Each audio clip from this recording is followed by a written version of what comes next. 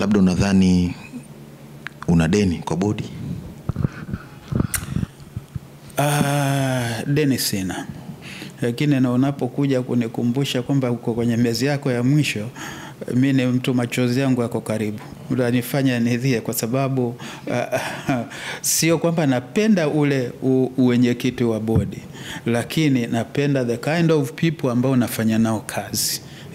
Ni watu wenye ubora mzuri sana wakiongozwa na CEO wangu.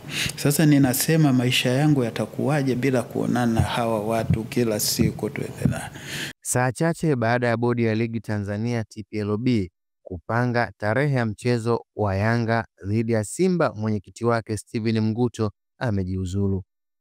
Taarifa iliyotoka usiku huu kutoka Shirikisho la Soka Tanzania TFF imesema Mguto ameandika barua ya kuachia nafasi hiyo.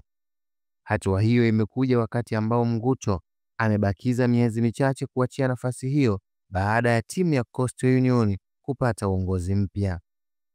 Hata hivyo, sababu ya mwenyekiti huyo kujiuzuru wadhifa huo haikuelezwa. Wakati Mguto akijiuzuru, Rais wa Shirikisho la Soka Tanzania TFF Wallace Karia amemsimamisha kazi afisa mtendaji mkuu wa TPLB Almas Kasongo.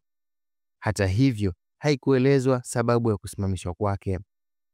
Uamuzi wa Karia kumsimamisha Kasongo unakuja siku chache tangu Yanga imuorodheshe kwenye kundi la watu iliyokuwa ikishinikiza wajiuzulu kufuatia sakata la dabi ya Kariakoo ambayo iliahirishwa na TPLB Machi 8 mwaka huu, katika mazingira ambayo yalilalamikiwa na wenyeji wa mchezo Yanga kuwa hayakuzingatia kanuni za uendeshaji wa ligi.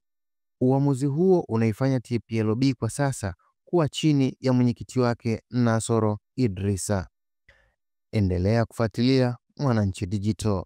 Mimi ni Rajabu Athmani.